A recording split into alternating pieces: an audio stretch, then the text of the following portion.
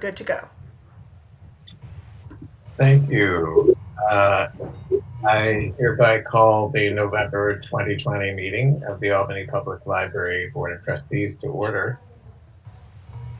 It looks like all trustees are present, so I won't take roll because we can see the list on the weather. So let's see. We are. Is this where I hand it up to you, Melanie, for comments yet, or no? Yeah. Yep. Thank you everyone for watching, and I'm going to turn it over for a moment to Melanie Metzger, who will explain comments. So what you are seeing is a presentation of my screen. So I will try to keep it tiled as much as possible, except when there's presentations, and then I'll probably go to a speaker view. Just to let you know, if you're interested in submitting any public comment, we do take public comment via email, and I will show it on my screen here. The email for that is publiccomment@albanypubliclibrary.org. Once again, that is publiccomment@albanypubliclibrary.org. I will close that out now. So if you want it, we will read off any received emails at the beginning and at the end of the meeting. And I'll turn it back over to you, Matthew. Great. Thank you so much. Thank you, anyone watching, and of course, all the trustees for being here. On tonight's agenda, the first item that we have is going to be a presentation. It is our audit for the stub year since we have changed our fiscal year end. So if our auditors are ready to present, I'd love to turn it over to them. If any, Scott, did you want to say anything first? Okay, thanks. Auditors, are you ready? Hi, everyone. Carol Hausman here. I just want to get my screen to share. Bear with me 1 second. Sure.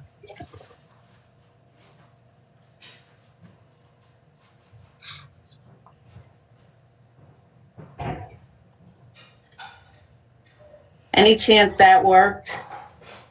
I'm not seeing it. You're not seeing it. Okay. What did I do wrong?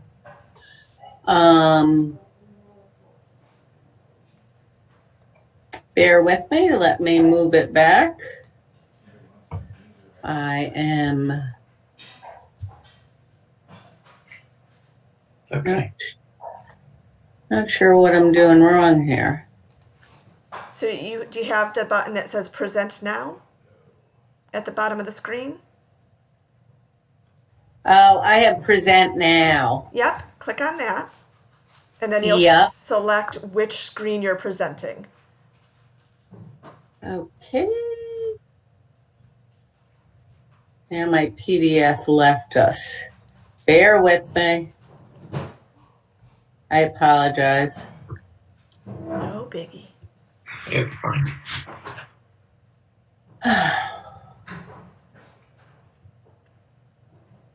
Why is it not? I'm wondering. Oh, I know what it is. Okay, 1 second, guys. Okay. Let me get this back over here. I'm thinking of a workaround, but maybe we don't need it. Okay. There we go. Now we have it on several. It's still not showing on ours, though. Hold on 1 second. Okay.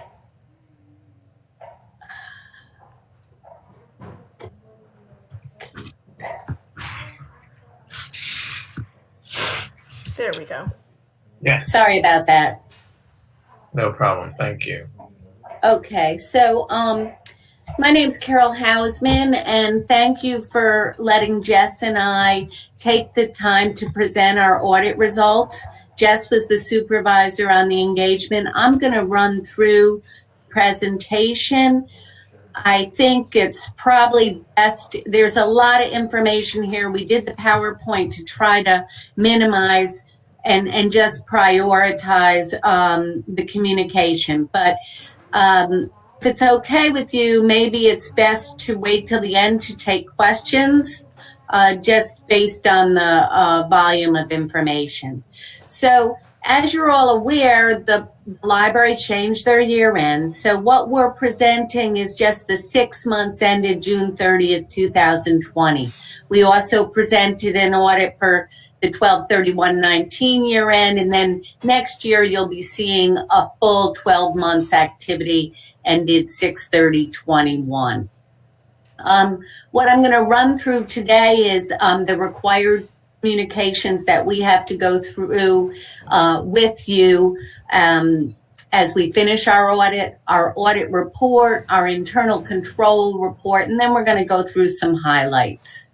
So this required communication, really, what you've received the letter that goes over this, but really, what it says is that management's responsible for the financials. We're responsible for performing the audit. Management is responsible for selecting and using appropriate accounting policies. And all those accounting policies are included in the financial statements under Note 1, and they are very voluminous. I think it's important to note that in the current period, no new accounting policies were adopted, and the application of existing policies was not changed during the 6 months ended 2020. So no big changes there. Significant estimates. Accounting estimates are always integral part of your financials, and the most sensitive estimates affecting your information was the pension liability and the deferred outflows and inflows related to that, and other post-employment benefit changes and the related deferred outflows and inflows, as well as any fair value measurement of investments. Difficulties, we encountered no difficulties in dealing with management in performing and completing our audit. Management was, as you're probably aware, we worked through the remotely, and management provided us with everything we needed. We're very timely, and it was an effective audit process on our end, and hopefully on their end. Maybe we, sometimes we ask for a lot of information, but they were very helpful. Corrected and uncorrected misstatements, we're required to let you know if we make adjustments, and we did have to make certain adjustments, and what they related to was mostly some cutoff of your payable accounts. There were some encumbrances that needed to be recorded, and some of that was really related to the timing of COVID and the fact that things weren't processed, and then management tried to record some of them as payables, but they weren't. The timing on receipt was not prior to year end, so those adjustments were included as an attachment in the letter you received. We had no disagreements with management during the course of our audit. We request certain representations of management that they've provided us with, all the information we needed to perform the audit, as well as all the information related to any contingencies, commitments, lawsuits, all of that information. We were not aware that management communicated with other independent accountants, and we really didn't have any material or significant audit findings or other issues to discuss with you. Your financial statements happen to include, because they're governmental, prepared in accordance with GASB, Governmental Accounting Standards Board. There's a lot of supplemental information and supplemental schedules included in those. And we looked at those for reasonableness and appropriateness in connection with the information and the schedules that we audited. The audit report was included in your financial statements PDF that was provided to you. And really what the audit report is, it's our opinion on those financial statements. And again, it's management's responsibility to prepare and provide a fair presentation in the financial statements. It's management's responsibility to design and implement and maintain internal controls. Our responsibility is really just to express an opinion on those financial statements based on our audit. And the audit evidence we obtain is based on our risk assessment process. So what you really need to know is that when we come in to do an audit, we meet with management, we walk through the internal control process of any of the major transaction classes, so disbursements, receipts, revenue, payroll, okay? And management tells us, changes, informs us on what's going on there. And then based on that, we design our risk procedures and we evaluate the risk and we perform internal controls over certain transaction classes. We obviously don't look at 100% of the activity, but we feel that the audit evidence that we obtained was sufficient for us to provide an opinion on the financials.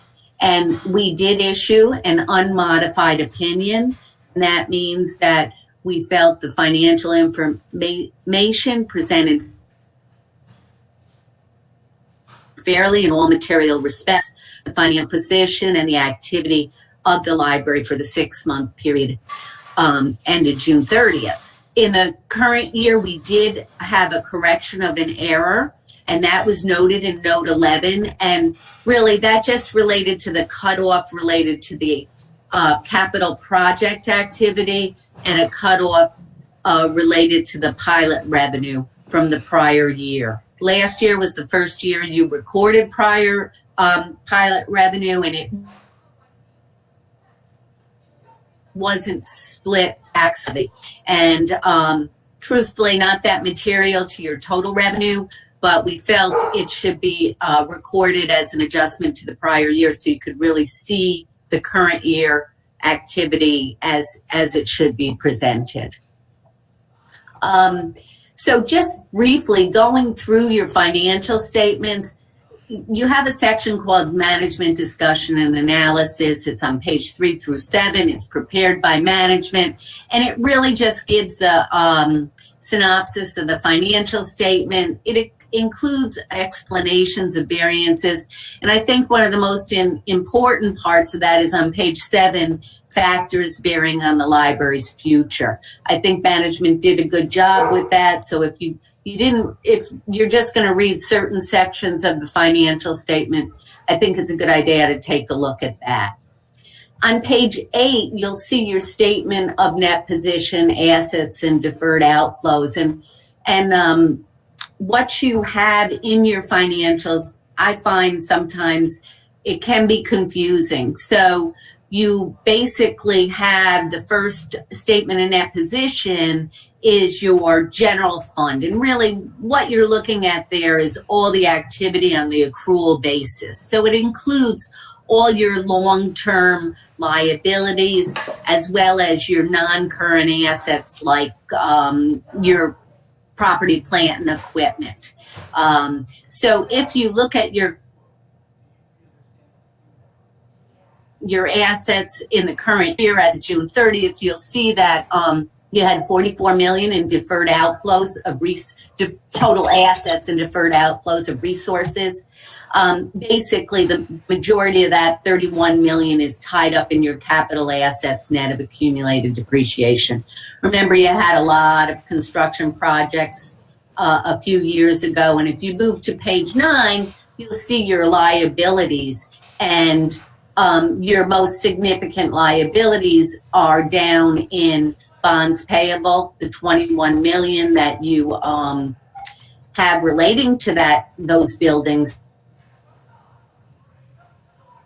projects. You also have two significant liabilities, your other post-employment benefits of $10 million. So that is the present value or the estimate of the liability for health insurance for your retirees. Okay, and you have hired a consultant actuary to calculate that for you. Management approves the assumptions that go into that. We review them for reasonableness. And then the other real big liability is your net pension liability. That's your employee retirement system, and New York State has that information audited and issues a report relating to each of the participants. So the library's portion of that liability is $3.7 million.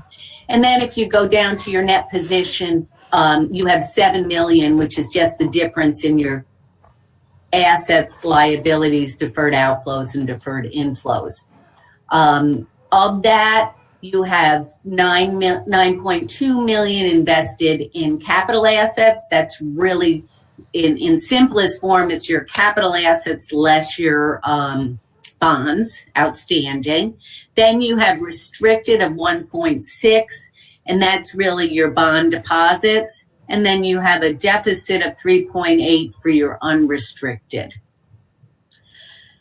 Next page shows your statement of activities and changes in net position. So basically for the 6-month period, you had $6.2 million in expenses net of program revenue, such as charges for services, fees, and grants. And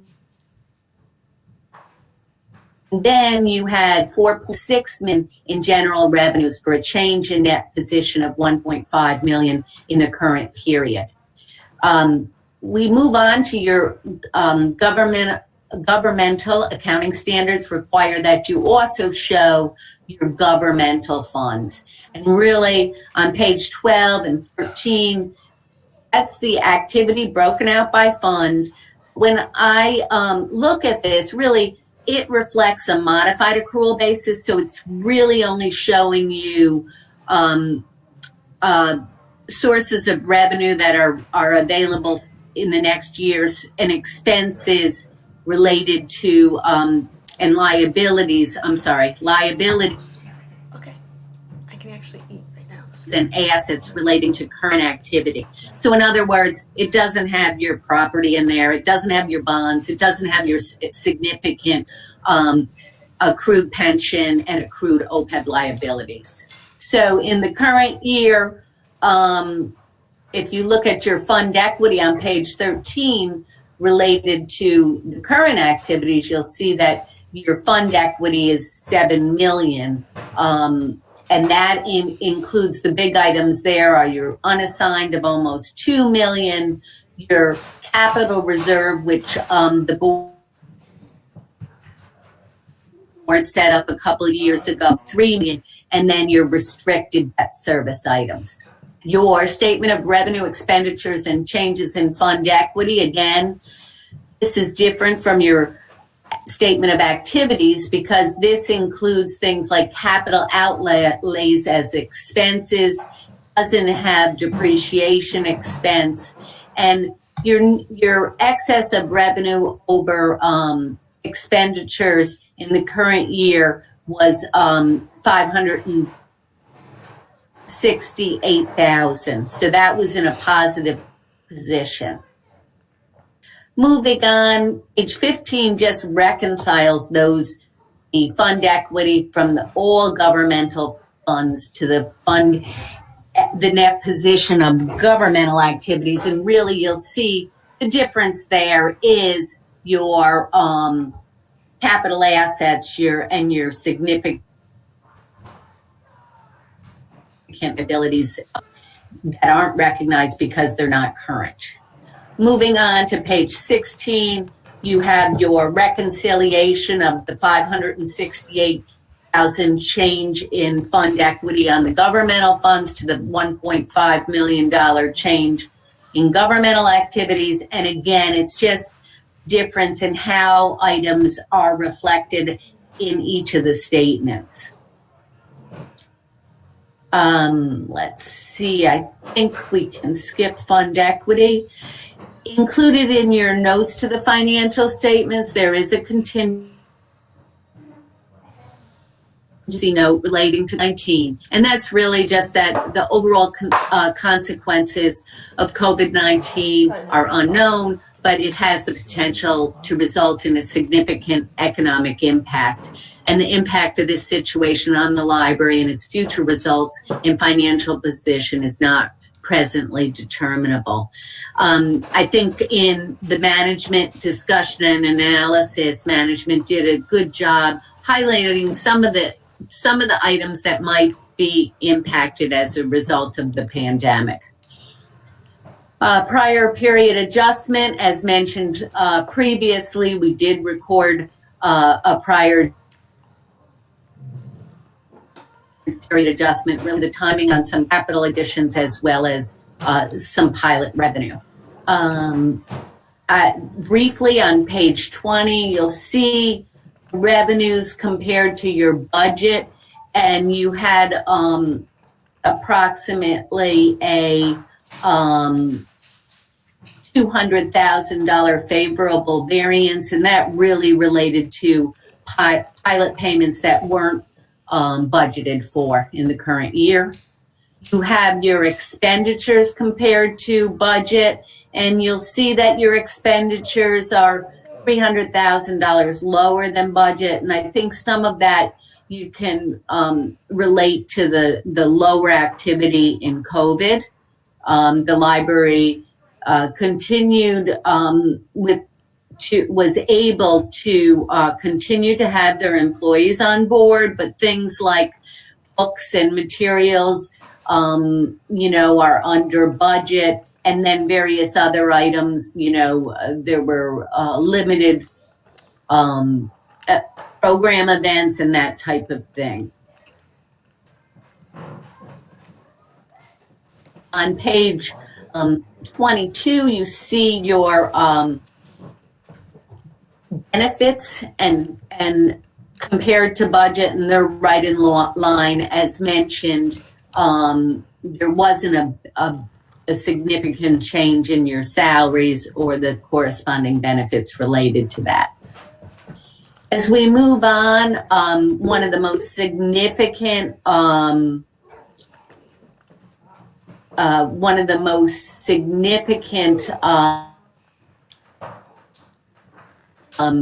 changes was OPEB liability and the deferred outflows and inflows related to that. And your actuary took your information, and the biggest change in assumptions and other inputs impacted that liability in the current year. Schedule of proportionate share of your net pension liability. Again, that information is provided by New York State, and you can see what's happened to that liability over the past 5 years. At 6/30/2020, it's recorded on the books at $3.7 million, and that can change significantly based on market and the assumptions utilized to calculate that. Schedule of entity contributions. Now, this is sort of like what you see actually coming out of the liabilities cash to pay for those pension contributions. And that's really been, there hasn't been a lot of variance in that over the past 6 years. What's coming in the future, we don't know right now. It has actually looked pretty good, but if that changes, the pension amount you'll be required to contribute could change. Our report on an internal control over financial reporting and compliance in accordance with government auditing standards is another significant part of this report. So I mentioned that in the course of our audit, we consider the library's internal controls, to determine our audit procedures, our risk assessment. We do not do a sample size of enough to actually express our opinion on internal controls, but we do a sizable sample to reduce our other audit procedures. And as a result of those, we're required to report any deficiencies. And we did identify one item to communicate related to internal controls. On the other hand, we also included a test of compliance and other matters, and we had no findings related to that. Finding, it's included on page 27 and 28, and certain amounts and accounts and reports should be reviewed throughout the year and at year end by management to properly reflect activity related to the current year. As a result of our audit procedures, it was noted that some transactions were not properly reflected in the current period or adjusted to reflect subsequent information of the current period. Some transactions were inaccurately recorded in the incorrect period. That was the cause of this. And then the effect is that without the application of audit procedures to account balances, the following accounts were needed to be adjusted. Your accounts payable, your encumbrances, your prepaid, and your capital fund expenditures. So really, this was all a cutoff. The certain items were included in accounts payable that weren't actual payables. They should have been included as in encumbrances. Certain items weren't prepaid, recorded as prepaid. They were in expenses. I think that was really related to the fact that you changed year end. So, you know, that instead of looking at prepaid as a 6/30, you were accustomed to looking at it as December 31st. So, and the capital fund expenditures, that was related to COVID, and the invoices weren't pulled and recorded as payables as of 12/31/19. If you look at the recommendations, we really just think that cutoff should be reviewed at year end. Make sure that you've recorded your prepaids, your encumbrances, your payables, and that you've got all your capital projects in the correct place. And that'll strengthen internal controls and ensure that the financial information cutoff is at. Really, there were some changes with COVID. There were some changes with year-end change, and they essentially believe that this issue occurred due to the abbreviated nature of the 6-month fiscal period combined with the delays caused by the COVID closure. And that makes sense. That's a lot of information. I think at this point we can take questions, if that's appropriate.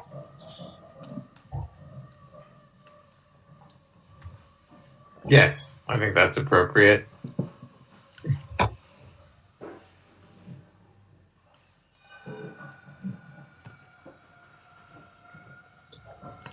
Does anybody have any questions or concerns?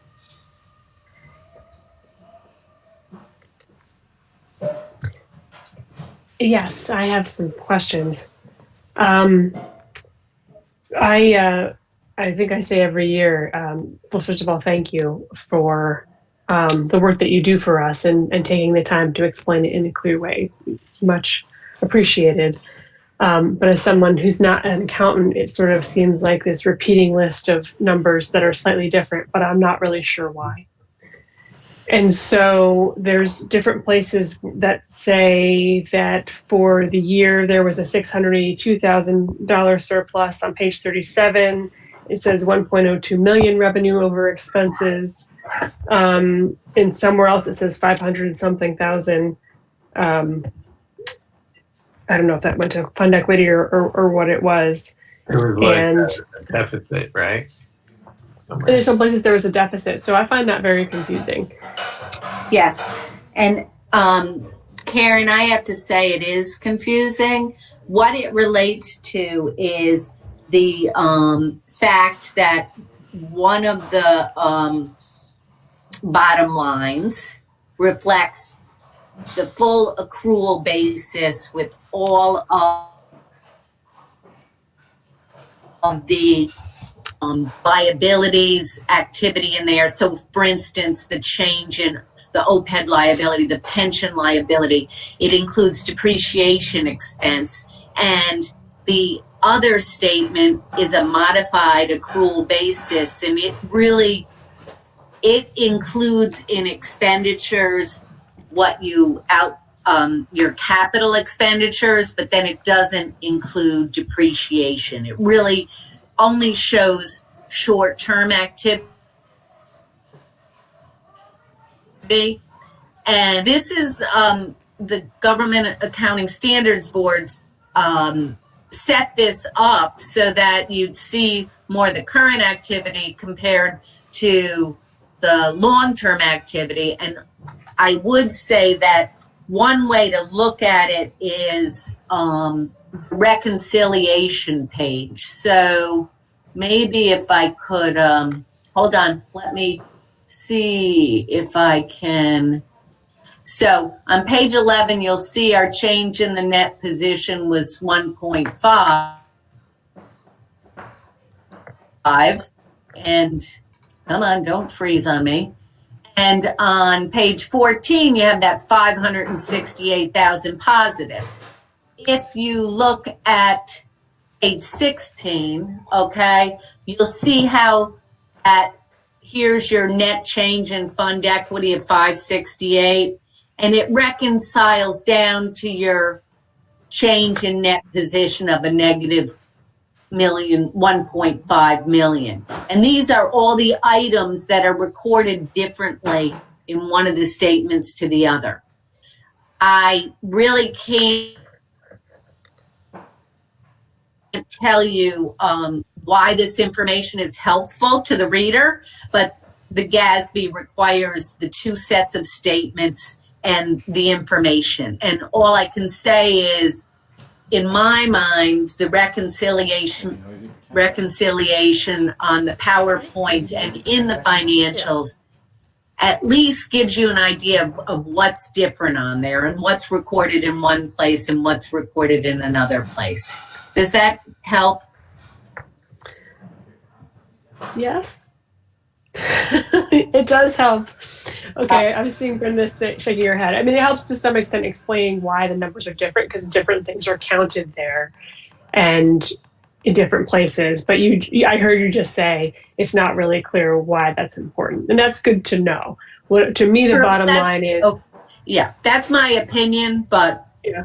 Our fund equity has gone up. So there's clearly, from a cash perspective, there was we had more revenue than expenses, because obviously. On the governmental fund. But if you look at government-wide, a loss. So I think what you have to do is look at that loss and say, hey, how much of that related to other post-employment benefits? That was a hit for $600,000, and the pension was a hit for $921,000. If you look at that, those are things that are basically, well, the pension calculations are out of your control. You're part of the employee retirement system, New York State. You've got to record that activity as they present it. As far as OPEB goes, based on your current contract and your current benefits, that's you've got that liability, that is not going to be your current assets aren't going to be used to pay that significant liability. So I guess that's why they show the current activity and your positive 568.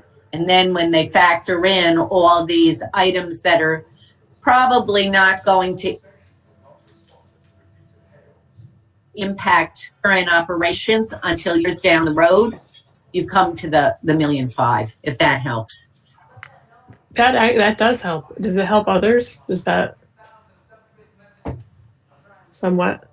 The other thing that I don't know if that you can answer, because it might be on management side, is that it's confusing to me that we put aside a capital fund and we spend out of the capital fund, except that we don't spend out of the capital fund. It looks like it's the fund. The money we use to spend on capital expenses comes from operation budget. And I don't understand why that is.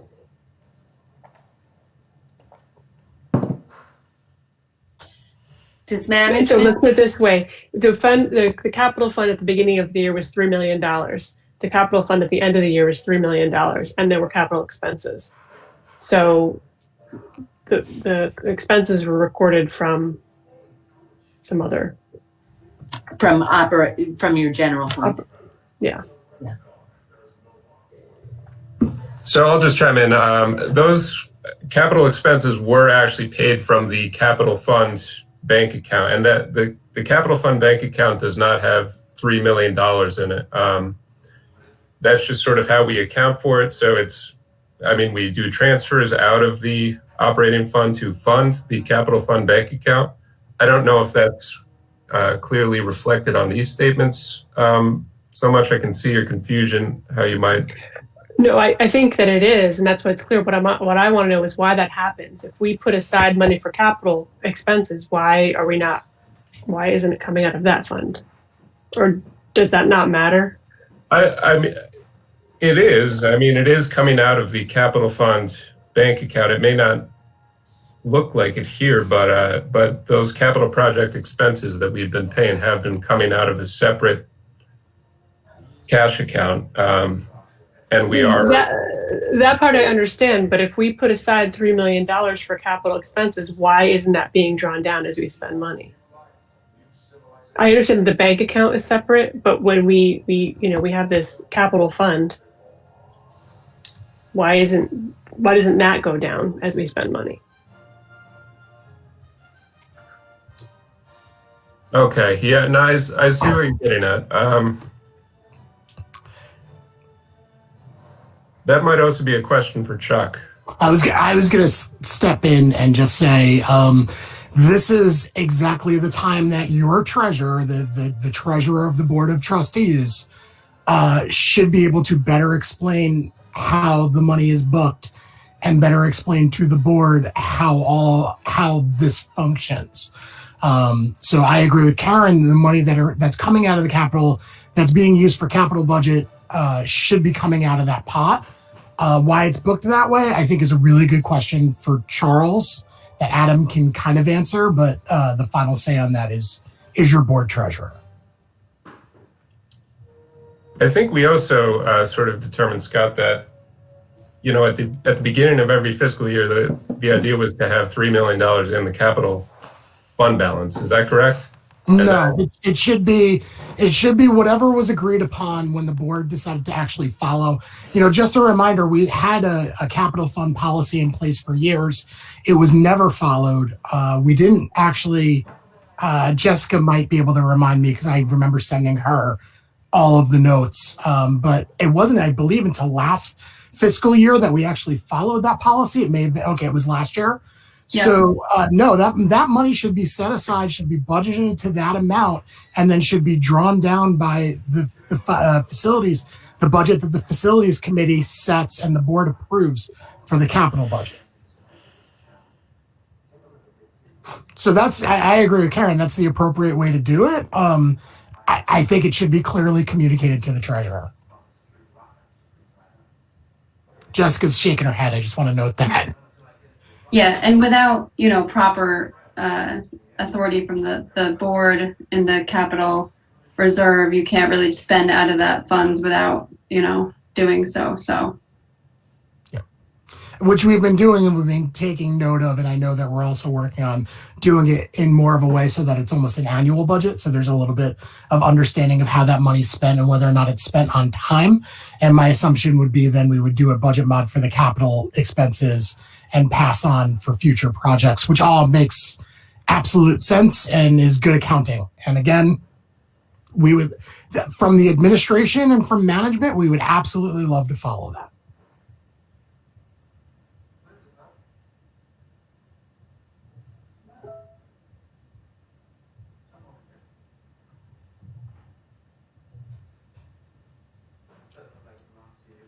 Great questions. Anybody else?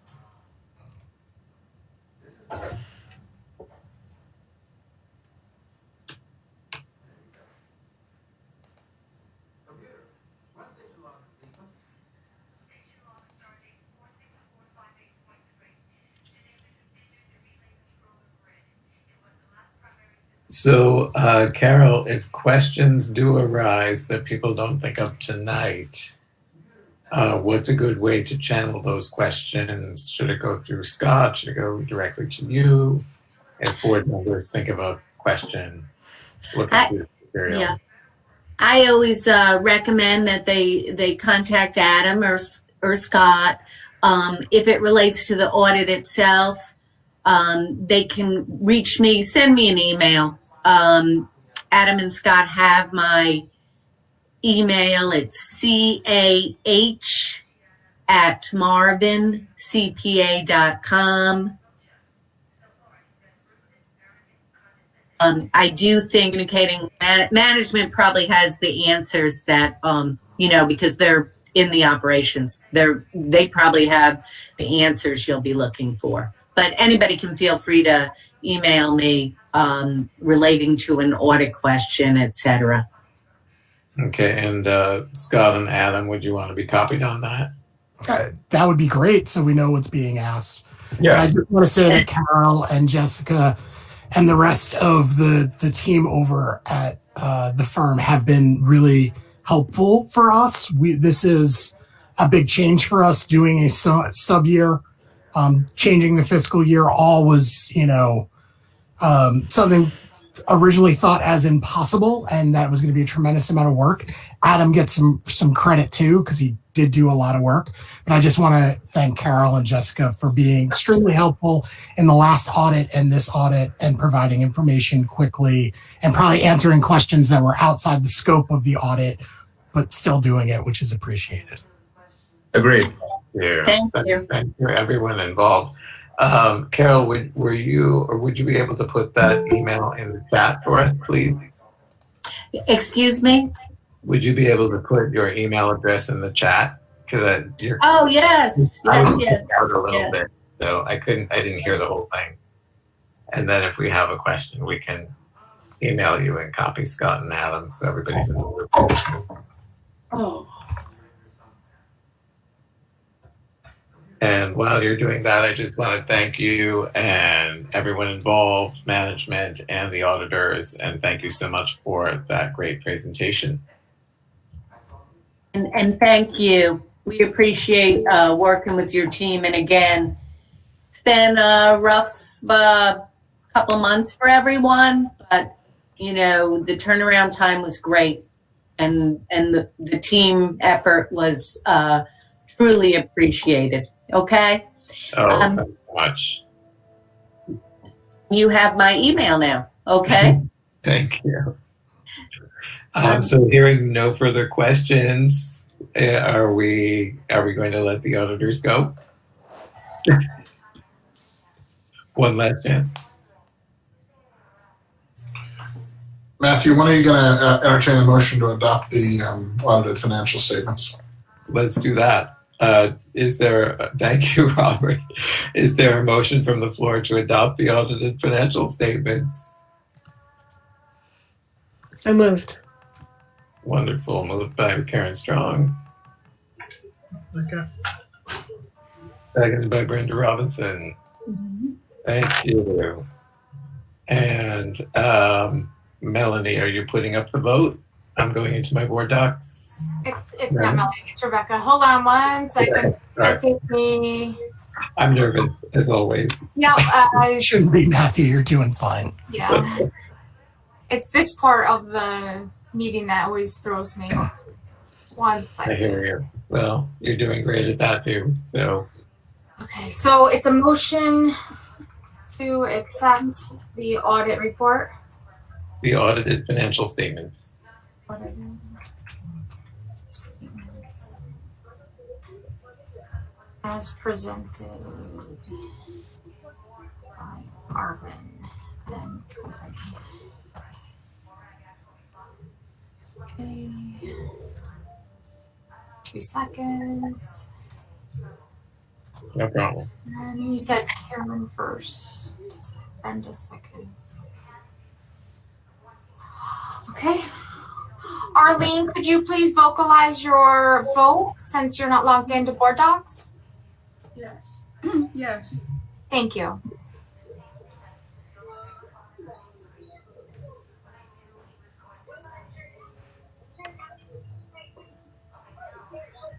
And, oh, hold on.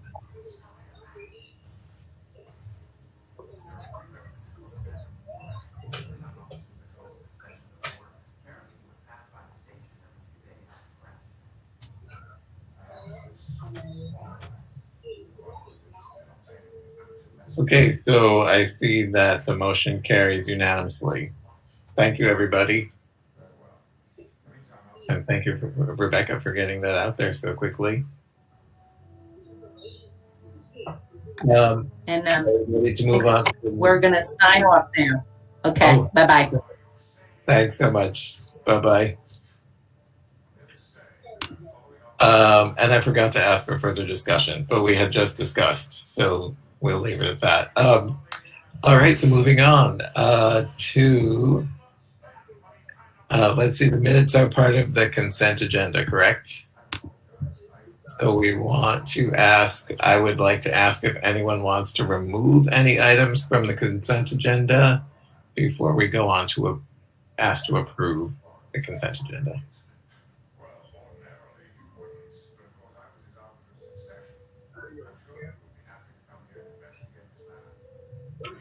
Hearing no set-asides, I'd like to ask for a motion from the board, from the floor, to accept the consent agenda for this meeting. I move that we accept the minutes from the consent agenda. And you're accepting the entire consent agenda, yes? Yes. Thank you. Do we have a second? Second. Thank you, Doctor. From Brenda Robinson, a second. So it was moved by Brigitte Pryor, and seconded by Dr. Brenda Robinson. Any further discussion before we vote? I did it. I don't have anything to discuss. I just want to note that I'm seeing now regularly the tax cert payments going to the City School District of Albany. It seems to be showing up more regularly now, which is, I think, a good thing that they're actually sending the bills that they said they would send. Oh, yes, getting everything flowing properly. Any other comments or discussion before we vote? Oh, looks like, okay, Tom's back in. Okay. Hearing no further discussion, I will go and vote, and everyone else please vote. I vote yes. Thank you, Arlene.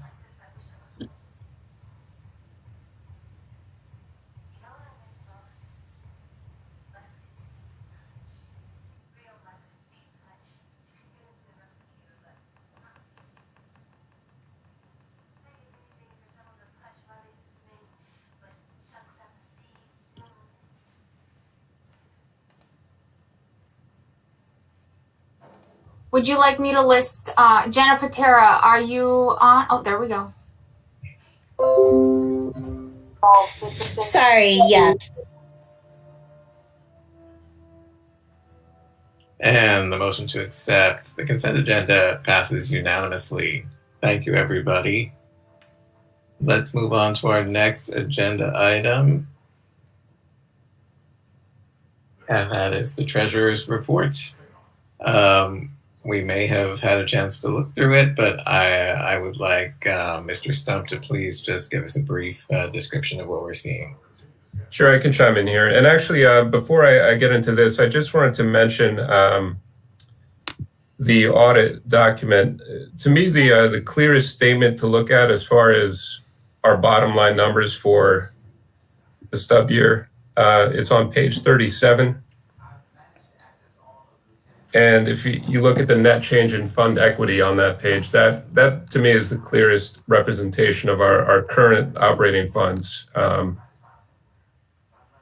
what we actually made. And a lot of that, they didn't touch on it, but the debt service tax revenue was recorded in the 6-month fiscal year. However, the expense was not. That was a determination they made that actually saved us a lot of money, at least according to how we're reporting it here. So if you just take a look at that particular page, I think that is really the most helpful one to understand where we're at after the 6 months. So going into these treasurer's reports, Chuck did go over these, so these can be considered final drafts. And I'll just remind you that we do have this prior year encumbrances column now on the reports.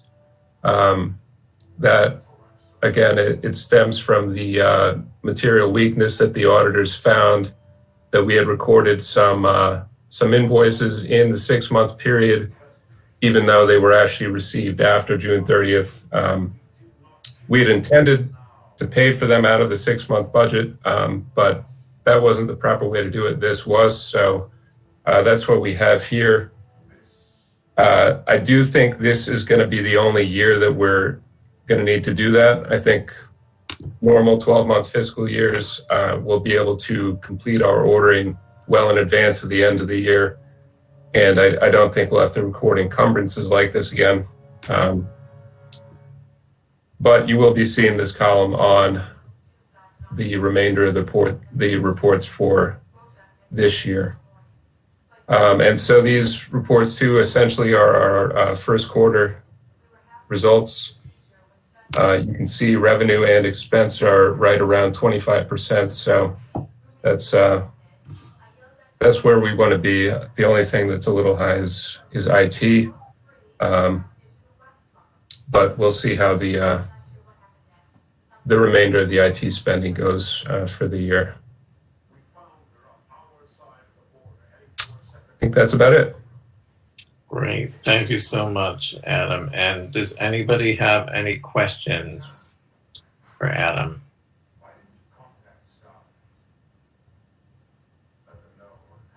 I have one question.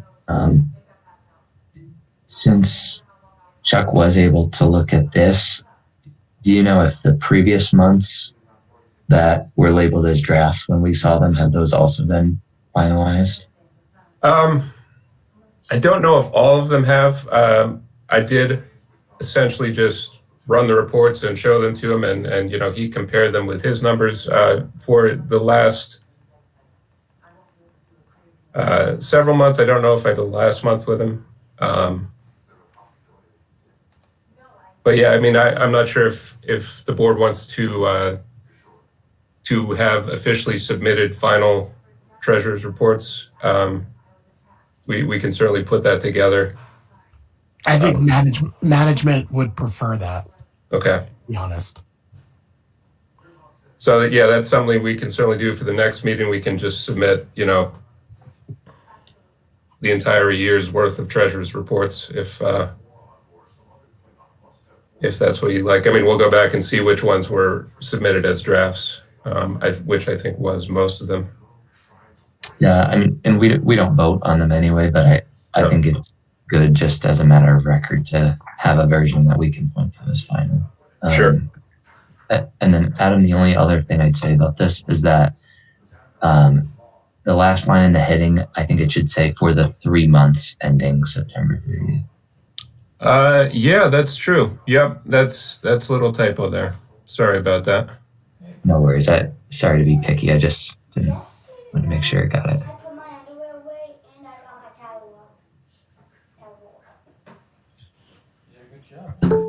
Great. Any further questions or comments about the treasurer's report? Are we taking comments on the capital fund now too, or questions? Do we want to go over that? Do we want to ask Adam to show that too? I was going to go to that next. Okay, I'll hold them. So that one, Chuck generated that on his own. I didn't make any edits to it. So I know it's not really entirely clear because obviously the balance remaining in the capital fund account is not negative 356,000. So maybe some of those headings could be changed to make it a little more clear. But these are the numbers for since July 1st only. So we haven't actually transferred any cash into the capital fund account since July 1st. So that's why you're seeing only $10 interest income there. So does that mean that all the money that was in the capital fund account was taken out or spent? Not all of it. July? No, right now the balance in the capital fund account is approximately 80,000. We have a couple of checks that just went out, and it's going to bring it down to about 80,000. A lot of that is funds remaining from the 2019 capital projects that never got completed.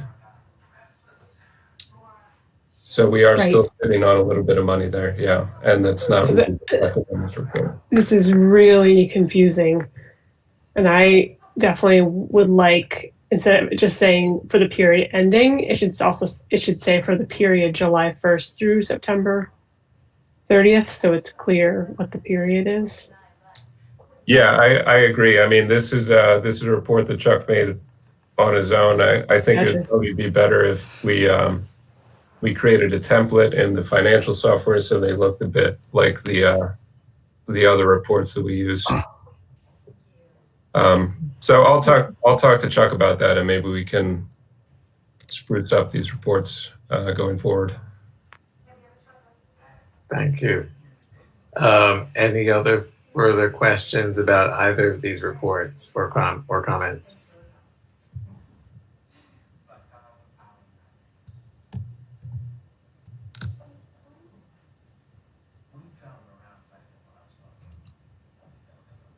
Hearing none, I want to thank you, Adam, for going over them, and I think we are ready to move on to the next agenda item.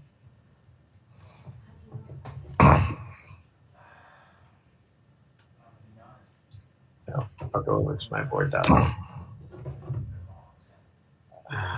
Okay, so the next agenda items that I see are Trustee Report. This is going to be Committee and Liaison Reports. Number 6.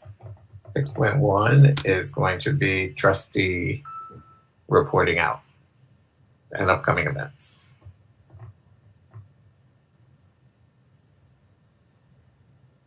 I think the Friends Gala happened probably since the last meeting. Is that true? So I'm so bad that everything is a blur. But yes, a bunch of people from the board and the management of the library were there. Library employees, not just management, I think. So that was really wonderful. It was Elisa Albert, who is our local treasurer, who is a very well-regarded author who lives here in Albany, and it was a lot of fun. It was really good. Does anybody who was there want to add to that?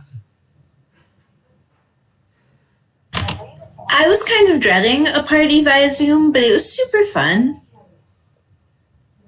But it was really good. I thought that the folks, both Lex and I think Melanie did some like organizing of the whole keeping the flow going. It was fun. Good job. I like you. I don't know, Jenna, maybe not like you, but I'm discovering that being an introvert is really way cool. So there was no like stress about what I was going to be wearing. Although Karen looked beautiful and was all dressed up, and a lot of people did.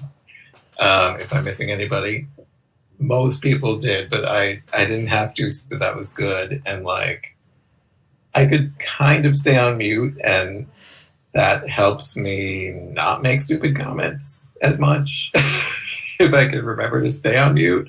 So I'm liking these gatherings, and the Friends and Foundation and the people who collaborated with them from our library. I agree, did a great job. So that's our share out for the people who were there. Anything else?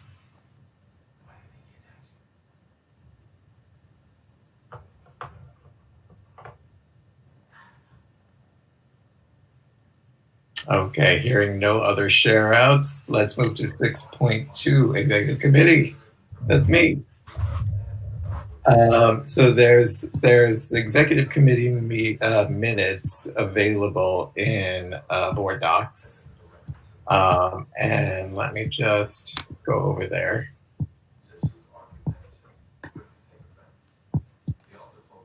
And I can tell you the items we talked about.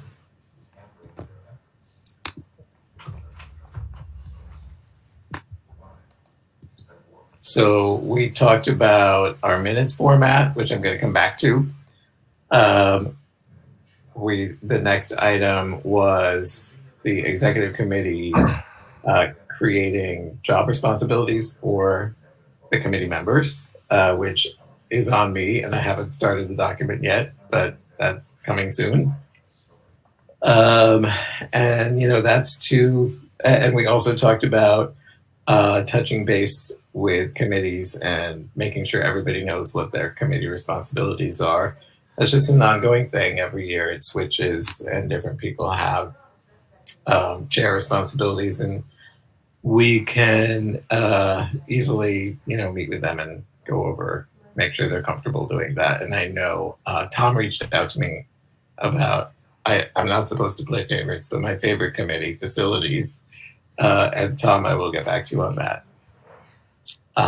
There was no executive session. So if you'll bear with me, I wrote a little piece, and I asked Karen to check it. I think she said it's okay, so that's good. So I wrote a little piece about the minutes. So I'm going to read that out. After reviewing all the trustees' comments, although it's not all anymore because Tom had some great comments that came after I wrote this, both in the full board meeting and those received via email, and after consulting again with the executive director and the executive assistant, the executive committee has chosen to move forward with board minutes in the Board Docs format with two additions. First, the executive committee would like action items added to the minutes going forward. When an action item needs to be noted for future reference, it will be added to the minutes. Second, additional notes as needed. So this is something that Rebecca's already been doing, and I think Scott's been adding them.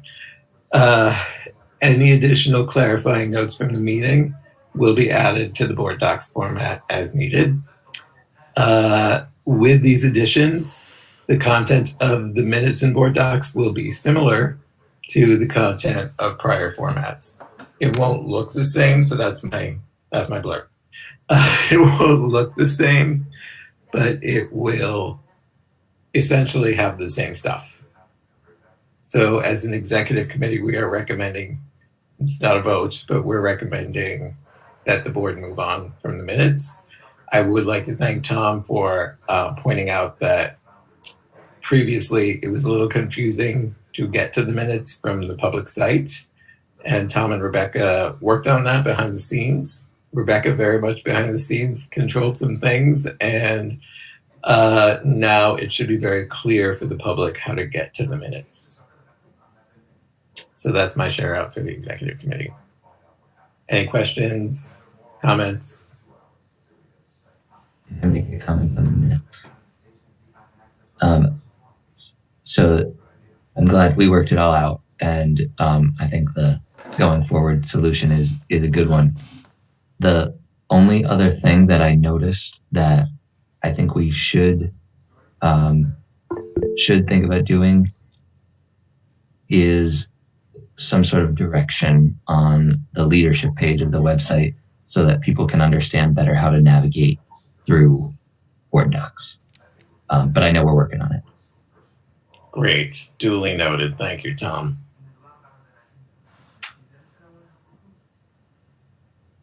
Hearing no further. Karen, we're getting more. Well, I just want to actually acknowledge Sarah Dallas, who mentioned to me that this doesn't apply to committee minutes. Like, she asked about committee minutes, and this is not. This is really about the board meeting minutes. Full board, yeah. And we didn't talk about how the committee meeting minutes would be different, though they're using board docs. So that's kind of ongoing. And I'll just say that committee minutes have always had more detail than the board meeting minutes, and the committee chairs are responsible for making sure those minutes are complete, whether they do them or another board member does it. And if it's helpful to have more guidance, then we can work on that. But this is about the main board meeting minutes. Oh, great point. Thank you. And just a personal quirk of mine is that actually taking notes, even though I'm afraid to do it because I don't want to leave anything out, it helps me stay more engaged. So I take a lot of notes in minutes, especially the times I've been chair. And to me, it actually helps. And then someone has to come in and say, okay, this shouldn't be 20 pages long. It should be like half a page. So I have to do some editing.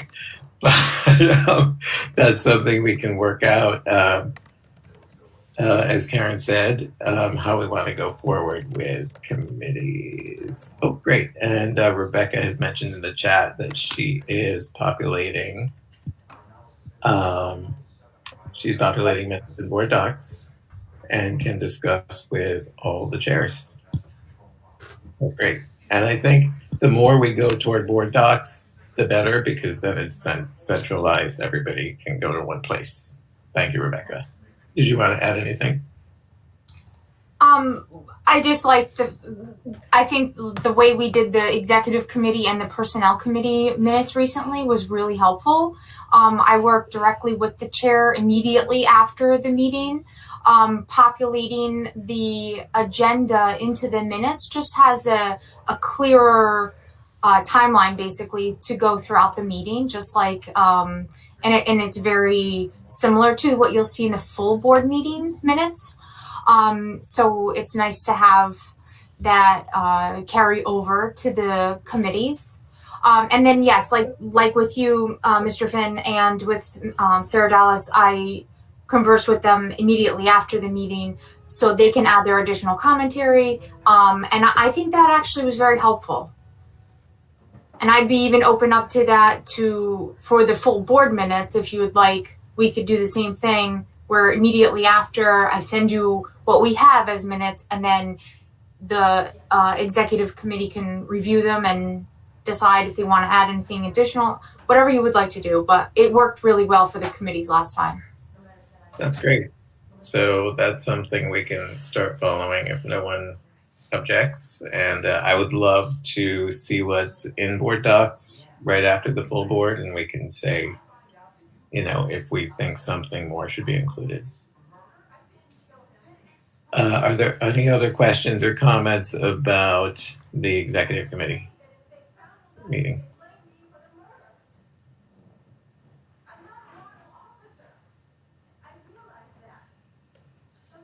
Hearing none.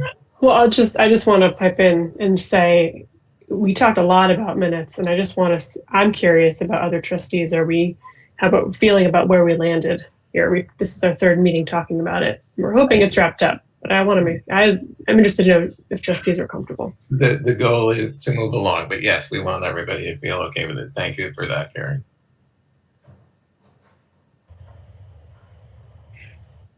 We're getting a visual thumbs up. Thank you, Brigitte.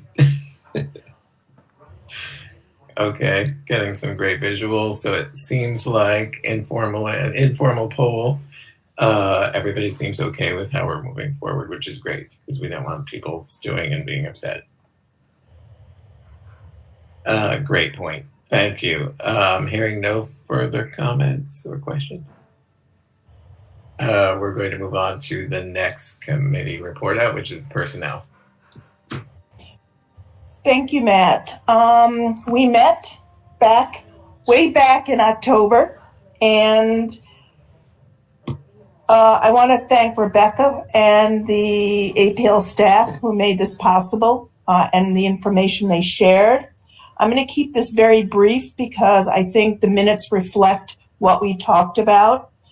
We identified some areas that we need to work on, and we're going to meet again sometime in November to finish our work. And if you have any questions, please feel free to ask me. Can you do me a favor?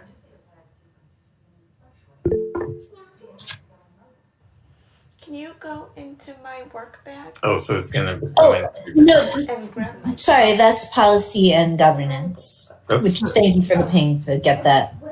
Sarah, could I highlight something from management? Absolutely. So I just wanted to point out that in this meeting, there was a discussion. Again, this is not something the board necessarily would vote on, but I am moving ahead, or I would like to move ahead with decoupling the business office and the human resources department. This will not be a surprise to any staff members. It's been discussed. Adam shouldn't be surprised. It's been discussed with him, but I'd like that one department to become two departments, and then Adam would be directly he would be directly reporting to me, and that was discussed at length in the meeting.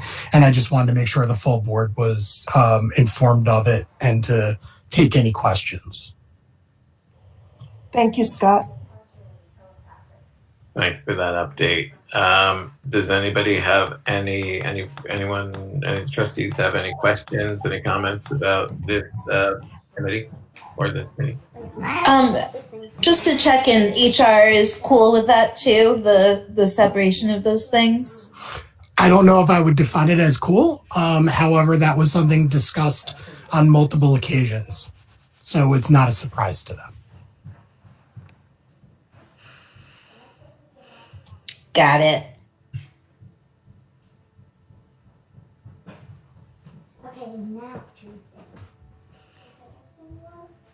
Maggie actually. Hearing no further comments or questions for the personnel committee, we should go to the next one. I have to change tabs here. Let's see. Maybe Rebecca put it up already. It's the Upper Hudson Library System, and I think, Arlene, are you ready to share out for this? Are you okay?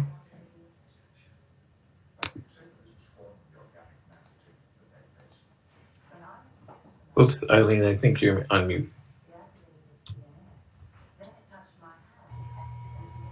Okay, so what I'm sharing with you is the minutes from the October 14th meeting. There was a review of the Upper Hudson Library System's finances. There was a draft report by the auditors, and they showed that funds were being managed well.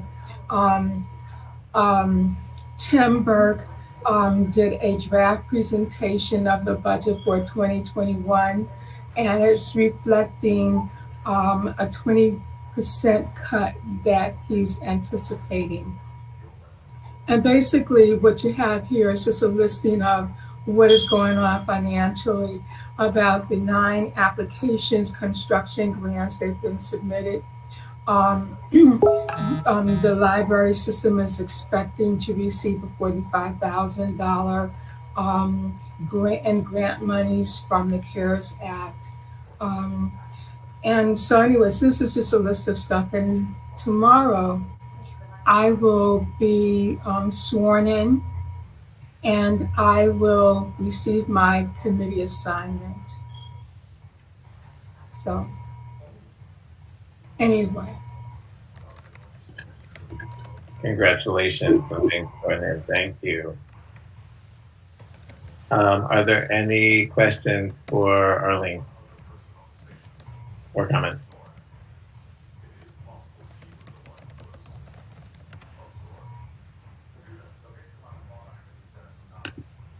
Okay, hearing none, we will be moving on to item 7 to hear from our director.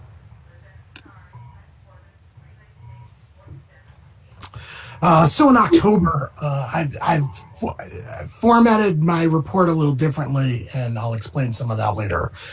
In October, facility staff continued to install PPE like sneeze guard at multiple public service desks so that we can get more and more branches open to the public when it's safe. Some safety concerns. We had an unidentified member of the public climb a fence at Box. We have new video cameras at Box, so we got to watch this in high quality. Gentleman looked confused and then went over another wall. We also had a gerbil loose in the Howe Garden that was not done as an incident report, which was a little disappointing. The gerbil was rescued and adopted. Services and programs, phone calls directly to the branches have grown exponentially. People are calling us there. Driving up, you'll see a noted increase in reference transactions. The library has begun pop-up libraries to provide some browsing to new items for the public so people can have a little bit more a library experience. I know that we did one today. It was very popular. IT has started the installation, or at least is in the process of planning out the installation of exterior Wi-Fi expansion, beginning at the Delaware branch and the Washington Avenue branch. This is so individuals can pull into our parking lots and get on the Wi-Fi, again, trying to bridge that digital divide as much as possible. Also want to note that this is underwritten by the Friends and Foundation of the Albany Public Library and 2 of our matching grants from individuals who are active in the Delaware Neighborhood Association. So the foundation asked that we start at the Delaware branch. Statistics, circulation and computer usage have remained stable. Computer usage has gone down a little bit because people can't hang out outside of the building as much, but some of those have been replaced by the individuals who are coming in for by appointment service. Reference transactions have increased 200%. Virtual programming has increased by 34% since August. Remember, we saw a decrease in August. It's a steady increase over the last 3 months. This has a lot to do with interactive programming instead of just the taped programming. Stats, again, are down considerably compared to last year, but trustees should keep in mind that transactions in the time of COVID take twice as many staff to produce. I have promised my staff that I will continue to remind the trustees of that. Almost everything we do takes double the time and double the manpower, from emptying the return bins to doing curbside transactions to even in-person transactions. So don't let the dip in numbers be any indication of the staff not doing work. The staff are working really, really hard. There's a lot of pedometers that are recording a lot of steps because there's a lot of movement when it comes to this service. So then information items. So this is a little bit of a change in my report. I always want to give the board information up to the day of the meeting. I think that's important. So the memo that I'm drafting now that's in the information items memo aims to provide up to the moment information to trustees about library operations, present matters that the board does not need to take action on at this time, and give a preview to possible agenda items. This is to answer the trustees' concern that they wanted to see something 2 to 3 meetings in advance. We can't always do that unless we want to slow down operations considerably, but we will do our best to put things on the trustees' radar ahead of time. This document will now be included as part of the Friday board packet, so not day of the meeting, but just take note that it might be updated day of the meeting if anything changes. I will tell you my experience as an executive director at Albany Public Library, but every library I've worked at, the week before the board meeting, it always seems like a bunch of new stuff pops up. So I think it's really important for trustees to know about that stuff and remember that my report is for the previous month. So some items for you to note: central library funding, and this dovetails with Arlene's report. Attached is the proposed 2021 UHLS Central Library Development Aid Budget. Remember that the Albany Public Library is the central library for both Rensselaer and Albany County. There is a 20% decrease in funding this year. The majority of these funds are passed through. So this is money that we use to purchase products and services. So we it's not going to have a negative impact on our budget in that way. However, central library development grants have a staffing portion, which goes into our operating budget. We don't handle that as a pass-through. So this will be reduced by 20%, which will directly impact our budget. So we'll see about, I think it's $10,000 to $15,000 less from this. This matter will be included as new business next board meeting and will need to be voted on by the board. This forecast, to give Adam credit, this reduction was already forecasted in part of the previous budget modification. So we already saw this coming, and when we did the budget modification, Adam made sure that that was in there. There's no board action that needs to be taken at this time. It'll be new business next month, and you can decide to vote on it then or give it another month and vote on it afterwards. We didn't receive this till Friday. However, I know Tim Burke would like it as soon as possible. User agreements, just a heads up. We are currently working on user agreements with partner organizations for which the library district provides dedicated service in exchange for programming and public services. These agreements, and this is part of our strategic plan, will codify the relationship and clearly outline both parties' responsibilities. And I just wanted to give some examples of some organizations that this would impact. First, Literacy New York. It's an organization that provides literacy and ESL classes at our Washington Avenue branch. We provide classroom and office space to them, and in return, they provide these services.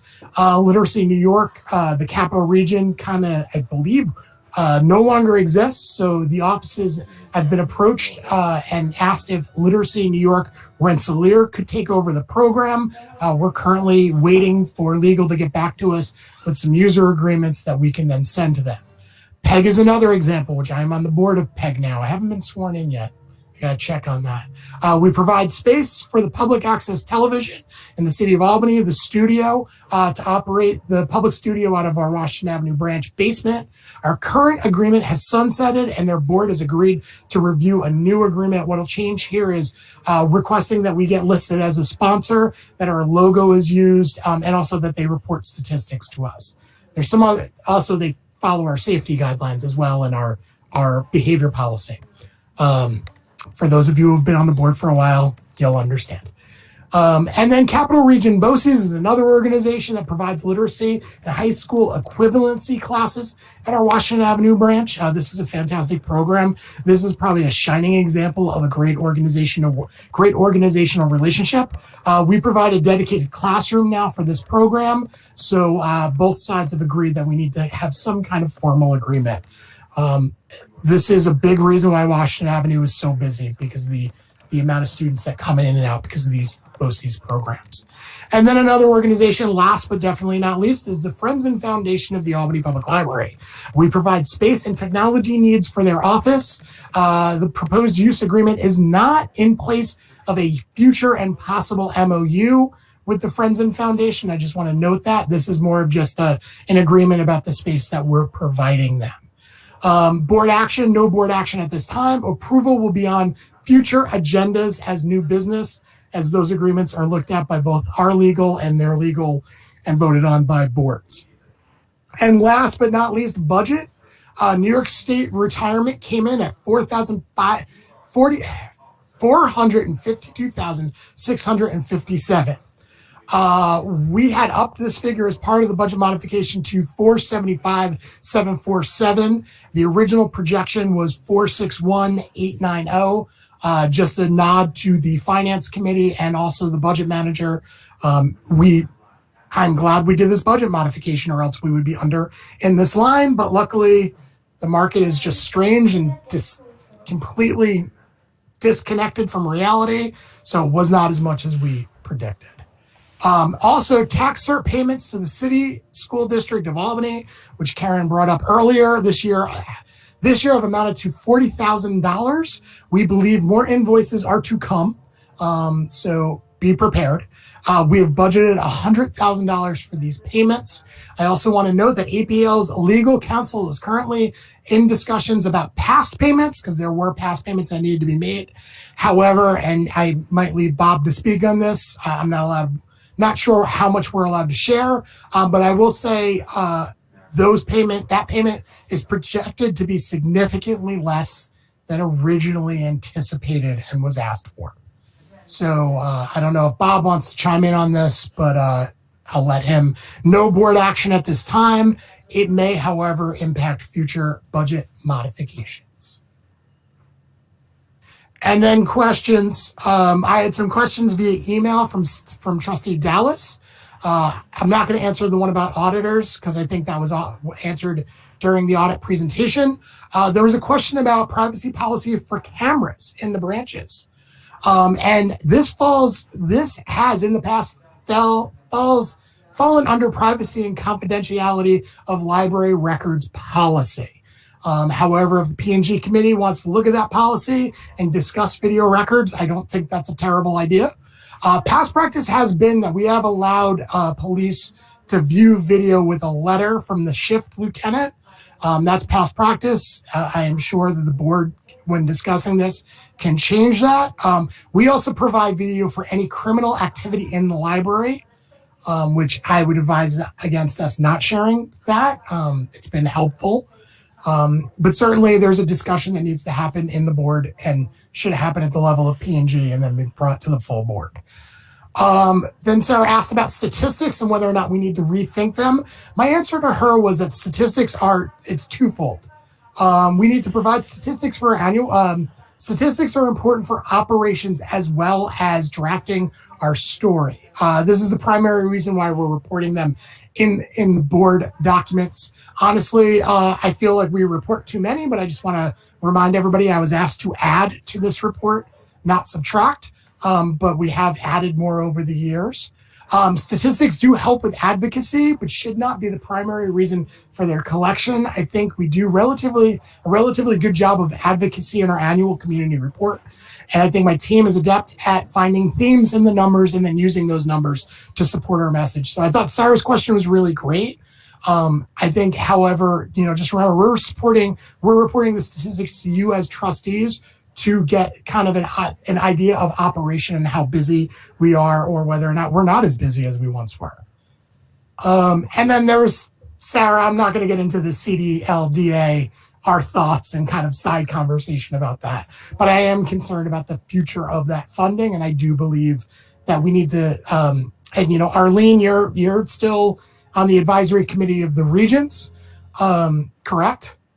So, I do think that Department of Library Development under state ed really needs to rethink some of the interpretation when it comes to use of central library funds.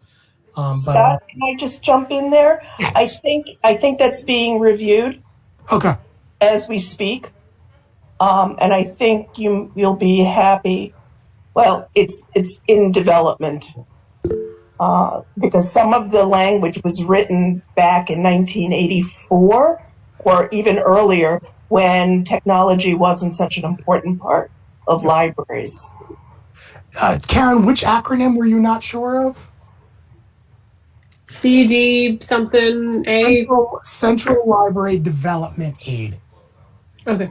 Sorry, I just used it because we had discussed it earlier. So that's state money, which passes through Upper Hudson, which goes to that budget, which was discussed earlier, which is getting cut by 20%. And, we use it for ebooks. We're only allowed to use it for nonfiction ebooks. That's the interpretation that I take a little bit of umbrance. I don't know if that's the correct term with.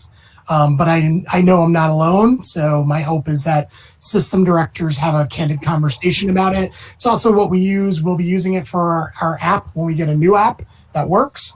It's also used for some of our databases. We don't have a lot, but Ancestry would be an example of what else it is used for.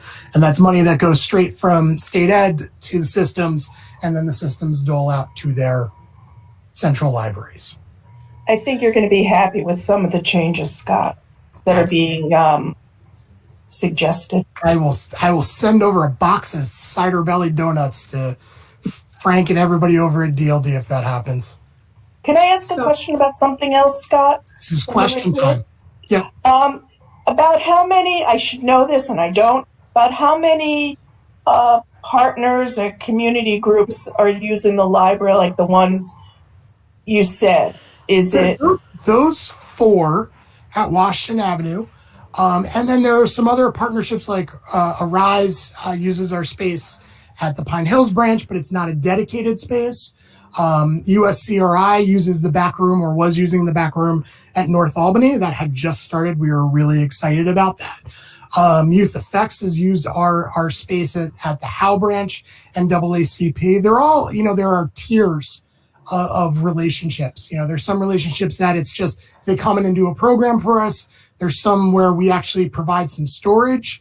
And then there are others like the ones I listed. But the 4 or 5 main ones are the ones that are listed in the information items.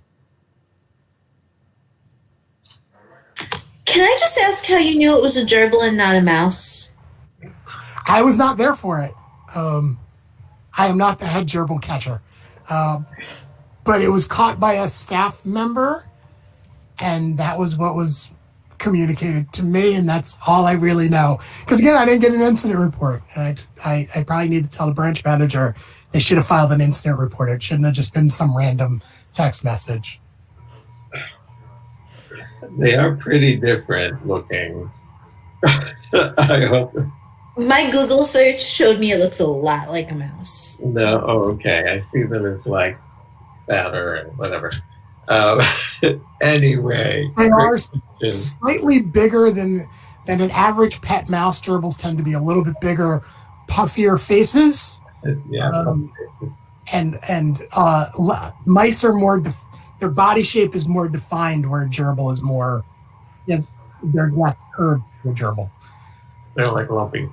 Yes. So does anybody have any other questions or comments for this wonderful information from our executive director? Just that, Scott, when you have a moment, we should have an offline conversation. Okay. Okay. All right, great.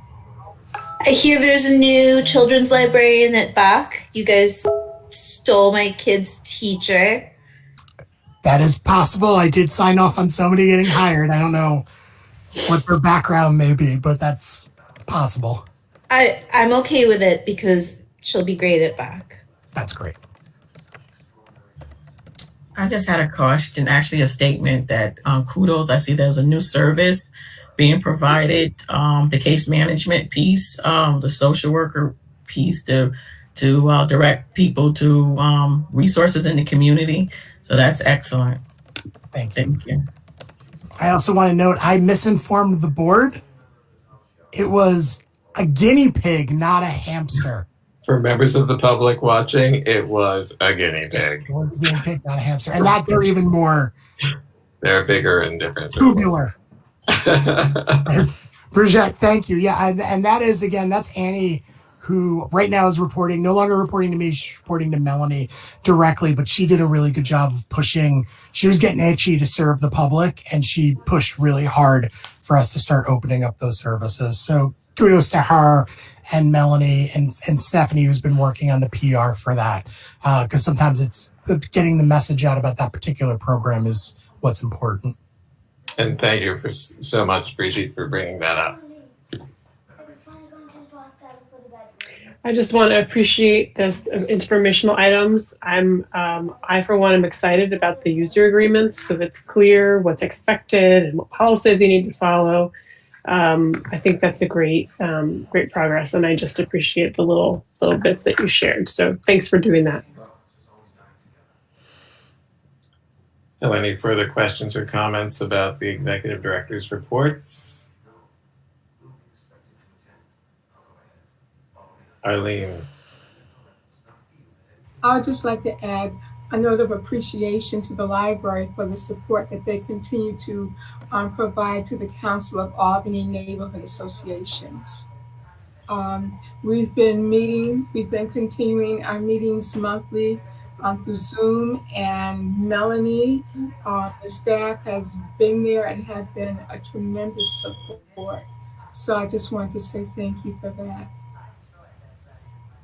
Thanks so much for bringing that up.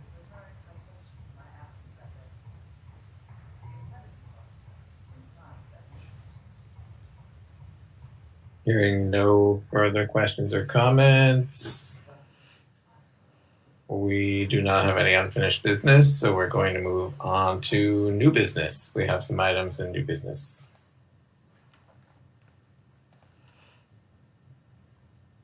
So I believe that's me. For the next board meeting, the December board meeting, we would like to switch platforms. Currently, we're utilizing the Google Meet platform. They have switched some of their services and features on it, and we have found now that Zoom is a much easier platform to use. We kind of fought it at the beginning because we had Google already in place, but now Zoom has surpassed it, and we are thinking it might be a better idea to switch over to that platform. So one of the interesting things with that is it will allow us a little more fluidity with the meetings. It won't be my screen that will be shown via YouTube. It will be a direct stream of the platform, which will be much easier for the public to see. If there's ever any necessity to go to executive session, that can be done without us completely logging off the meeting. We can, go into a breakout room, go into executive session that's not shown to the public, and then come back. And it will allow us to stream directly to Twitter, Facebook, and YouTube seamlessly. So we think it will be a much easier thing.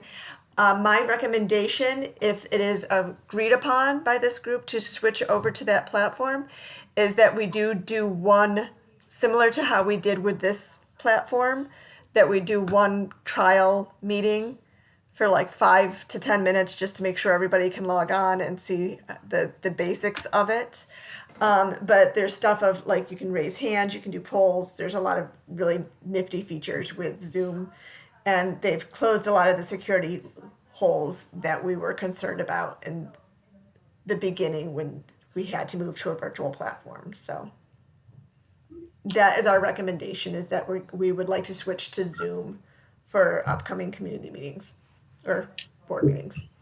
I see. Thank you. Thank you so much, Melanie. But I see it in as a discussion item and not a voting item. So are you looking for an informal poll to see if that's okay with people to try? Or yeah, I would say that's the best way to frame it, would be, unless there's serious objections. I do have a comment. I think switching to Zoom is an excellent idea. It also keeps up with the majority of other organizations who are also using Zoom. So I think it's a great move. Thank you for that comment. I would add that as a user attending meetings, I don't see a huge difference. And I mean that in a good way. It's not a hard switch. And I do see there's other, like Brenda says, there's a lot of other organizations using it. And I see that there's more functionality to it. So for me, just my own personal opinion, I don't mind. Does anybody have any other comments? So I'm seeing some visual thumbs up. Okay, great. Informal poll is looking pretty good, that we can at least try it. Okay. Thank you. Thank you. Any other further comments or questions about that? Okay, hearing none, we are going to go to the quarterly evaluation. So I have an email ready to send to you. I don't know if that's the best way, but I have the link right now that I'm going to send to you. Boom, in your library email. And I forgot how we do this. Do we give people time to fill it out before the end of the meeting? If Karen, can you remind me how we do this? We probably don't want to fill it out on camera, right? No, not necessarily. No, and we did it at the end of the meeting when it was on paper. Right. And should we just allow people to have that link? And just, send the link for sure, and then people can get that done. Yeah. So right after the meeting, that would be great. We'll consider that on its way to being done. So we can move on to agenda item 10. If there are no other questions or comments about doing the board meeting evaluation. Wait, I'm sorry. How do we fill it out? Is there a Google form? Yes, it's a Google form I just sent out to the APL board. Okay. It should be in your APL email. If anybody doesn't get it or they have problems with it, they can contact me with the APL email. Okay. Thank you. Yeah. Thanks. So hearing no further comments or questions, we're going to move on to the Executive Director's update of the continuation of service plan, also known as the COSP. And I forgot, Scott, but I think, and I talked to some people before the meeting, are we going to vote on this latest update? Okay. Yeah, typically we ask for the board to vote. Okay. To changes. So the trustees should know that the state is requiring organizations to create a pandemic response plan. The amendment is it's an amendment to labor law, and it can be found at the link in the memo. The good news about that is much of the work has been done already and codified in this continuation of service plan. So in the next few months, this will just switch names. So it will be the artist formerly known as the COSP and the PRP. Package in the COSP. The final PRP will be due to the state in March. Our hope is to have it done before January. It does need to be reviewed by our union.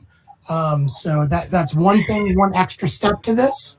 And in some ways, we're waiting for information from the UHLS reopening committee. We want to conform as much as possible to the surrounding libraries. However, so changes to the update. At our October board meeting, several trustees expressed an interest in having this update earlier. So now it's going to be included in the final packet on Friday. But please note that I'm still reserving the right for an emergency day of change. Because with the pandemic, you can't do everything a week ahead of time, but we will try to not make changes. But if say we go into pause on Monday before the board meeting, then we have to have a change here and there. So what are the current changes to the continuation of service plan? Well, one item, quarantine times have been attached to phases. Based on research and experience, formite transmission through library material is low but possible. This change takes into consideration the likelihood that formite transmission increases as there is more virus in the community. Therefore, the library will increase and decrease quarantine based on the phases which we are in. We've also updated the quarantine parameters for staff. This just is the state keeps changing it. So travel quarantine now references the state's regulation, and HR has been tasked and have already taken on the role of just watching what state government does and informing staff of what they need to do because of that. Changes in phases based on positive test rate for 14 days. That was changed from 3 months. I know this was a discussion, not the last board meeting, but the board meeting before it. Board members felt 3 months was too long. I believe we were being cautious. However, based on observation, most identified clusters see a decrease in infection over 14 days of intervention. So our thought is if we end up in a cluster and we need to go into pause or whatever that is, 14 days is usually when we're out of that cluster and can move to the next phase. So again, this, for a really good example, we are in phase 1A, which means we can go up to a positive test rate of 3%. We're over that today. We went from under 2% to over 3%, over 4% for the county.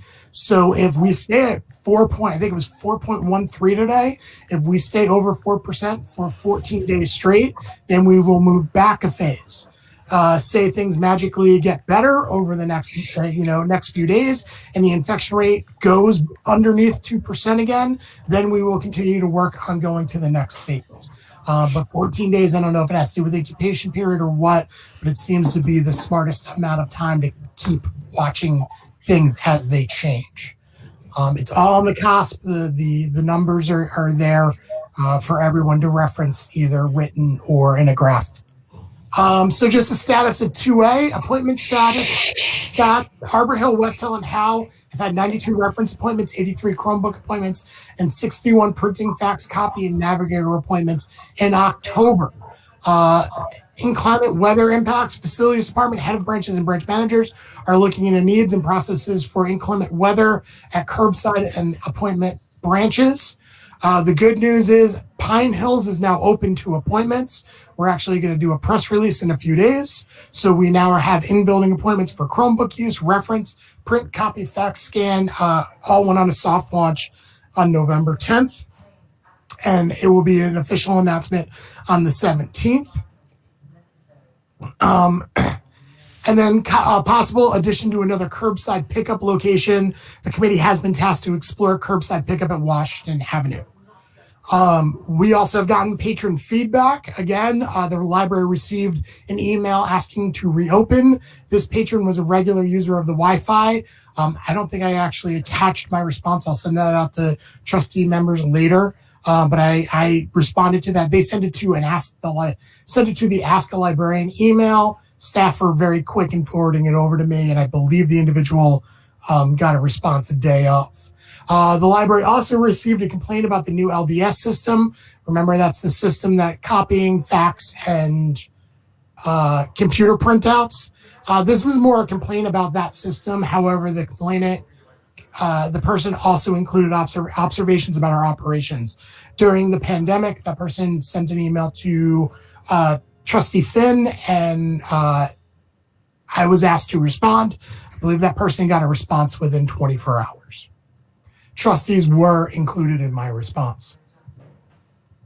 That's the only complaints that I am aware of. I did ask branches to report complaints. I did not receive any, but I think I'd be surprised if we haven't had a few more. So I need to go back and remind them that those things need to be reported as well. Do you want us? I would feel a little silly reporting to you every time someone in the community complained to me, but I'd be happy to pass them along as I get them if that's useful. It's always useful. I mean, I like to respond. I want us to have a clear message about why we're doing what we're doing. If it's helpful for the executive director to respond to say, listen, your trustee heard you and has passed on the concerns. So I think that's important. So get their contact information. I'll call them. I'll set up a meeting. Trust me, it's much better people are complaining that we're not open than silence. That would worry me more. So I think that in the next few weeks, I think people will be a little bit more understanding to why we're moving at the speed in which we're moving. Great. Good point, Jenna. And also cool that you have friends who talk to you about stuff. Very nice. Masked friends on soccer fields, 6 feet apart. Yes, of course. Does anybody have any other comments or questions about the continuation of service plan as we start to move forward toward our vote?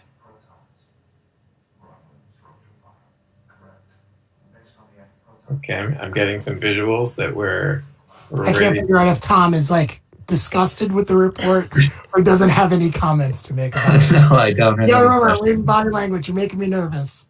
It was actually very helpful. It was It all looks great. Matthew, Scott asked us to vote on the cost update. Yes. Oh, thank you. Yes. And I had also asked Rebecca, and I actually quickly pinged Scott in the run up to his presenting it. So, because I have to check 3 times or more, but thank you so much. So we're going to head to vote. We're going to need a a motion from the floor to approve the current cost plan as updated. I make a motion that we approve the current, the updated cost plan. Thank you, Madame. It's moved by Ms. Way. Dallas to second. Wonderful. Thank you, Ms. Dallas. So we have a motion and a second before we go into voting. Any further comments anyone wants to put out or questions? So hearing none, I am going to vote. That was a short wait, Karen, but we already did talk about it. Was that good? Fine. Okay, thanks. All righty. And Arlene, just for the sake of voting, can you just say your vote out loud again? Yes. Thank you.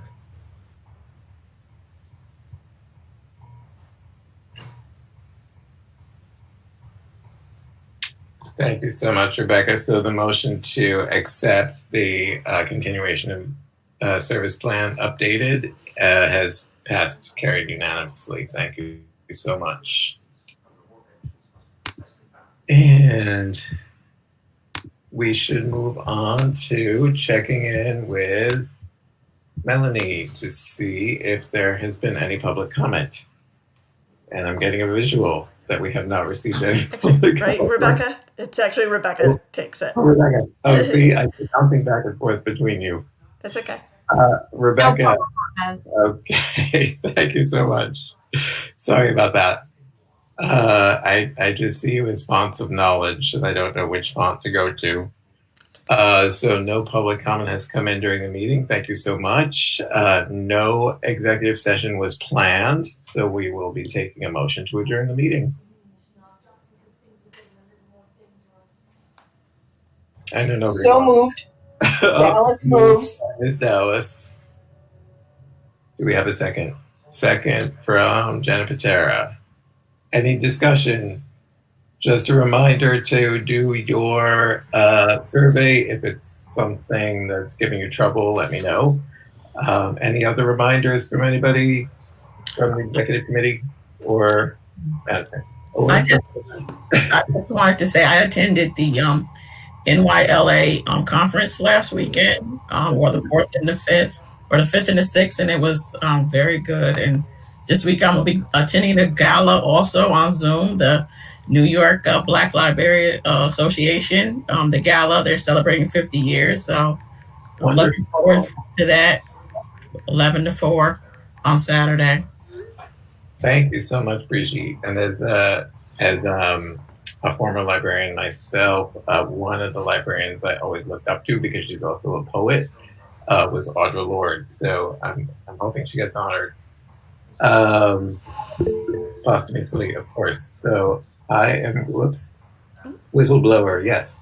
So Rebecca's reminding us that if you haven't filled out your the 2 forms that were sent around in a previous meeting, which is the whistleblower and conflict of interest policies, please sign and get those back to Rebecca as soon as possible. And that's it for my reminders. Is that everybody else? I'm going to go ahead and vote to adjourn. Yes. Thank you. Thank you so much, everybody. Tom,